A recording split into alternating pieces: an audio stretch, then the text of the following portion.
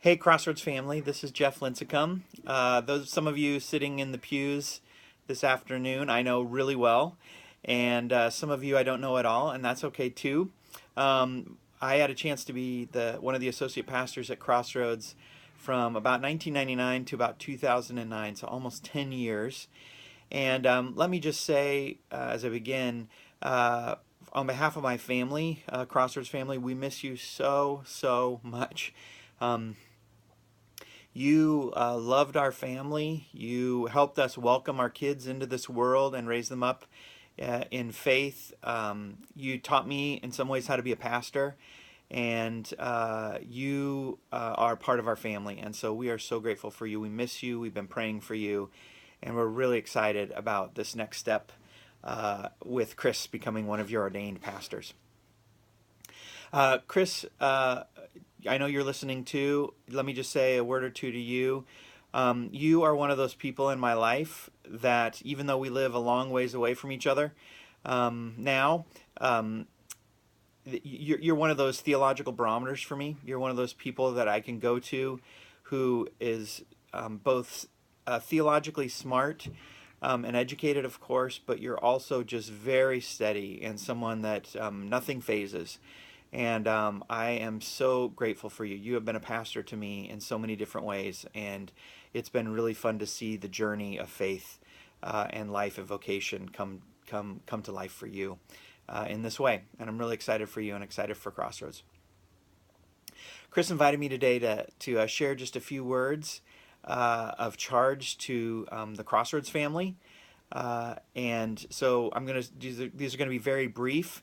But I would suggest that these charges are from me as someone who's protective of Chris, but also I believe that they're from you because you all want these things too. But I think sometimes it's good in these occasions to just say them out loud and remind ourselves of what we're promising to do when we promise to provide for and allow someone to be a pastor for us. The first thing is, this is my first charge to you, is to let Chris use his gifts.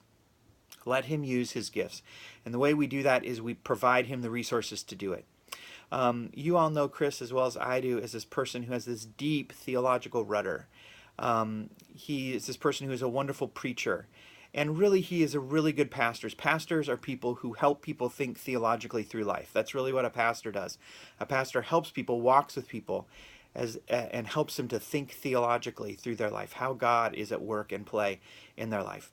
And one of the challenges of pastoral ministry, especially in pastoral ministry where the work is heavy and hard and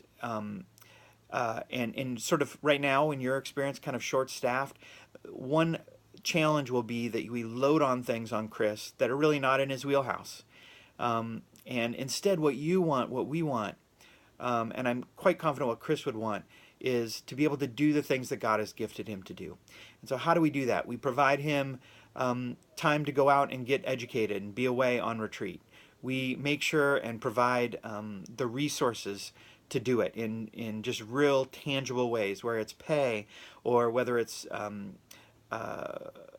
resources like technology that he can do his job well. Whether it's volunteers picking up the slack in places that Chris can't do it. My encouragement to you, how you're going to get the most out of Chris and how Chris is going to get the most out of Chris and how this is going to be a good relationship is you allow that pastor, this pastor for you, Chris, to be able to do the things that he is gifted at. And so I really charge you to do that. Be really protective of him. He is an asset in so many ways that's worth protecting. Second thing, my second charge to you is to let him be your pastor. And maybe you say, well, of course, he will be our pastor. That's what we're doing here. But one of the challenges I think of when someone who has been a part of the church and has been at the church as long as Chris and Jamie have been in their family, and as someone who's been a parishioner and then moved on up through the ranks, if you will, to become pastor, is that we sort of treat them like we used to know them, like someone who led for us or was an elder or this and that. And yet what we're saying is that there's a different mantle of leadership that's going on in this service. Think back to, remember the prophet Elijah, and when Elijah went across the river to be taken up into heaven, he dropped his mantle. And remember what Elisha did. Elisha put on the mantle of Elijah and then carried on to the next place that God was calling him to lead his people. And in some ways, that's what's going on here. You have been given some wonderful pastors who have worn a wonderful, beautiful mantle of leadership. And now God is calling Chris to take up that mantle in this new role. And so my prayer for you, but my charge to you is let him be that pastor. Listen to him. Pray for him. Receive his authority over your life, over the church's life. And I know that Chris would say vice versa. You have authority over him, right? We're in this communication together. We're in this ministry together. But let him be your pastor, and look at him like that and treat him like that. He deserves it. He deserves the respect. He deserves this place of ministry, because that's what God has called him to do. And so I'd encourage you to do that as well. And then thirdly, my third charge to you is to care for his family. I can say this with confidence in all of you because you cared for my family so well. But Jamie, the boys, Jada, these are beautiful children of the church, but they're their children too. And a pastor's life is often very busy. It goes a lot of different ways. It can be stressful at times, and I know that in some ways Crossroads is in a bit of a stressful, hard, sorrowful season in the midst of Pastor Scott's passing. So I just pray, and my charge to you is make sure that while Chris is trying to care for you in the church, that you're caring for his family. Get their Starbucks orders. Figure out what they love at Dave's Bagels. Do whatever you need to do to let their family know that you're behind them and that you support them and that you encourage them.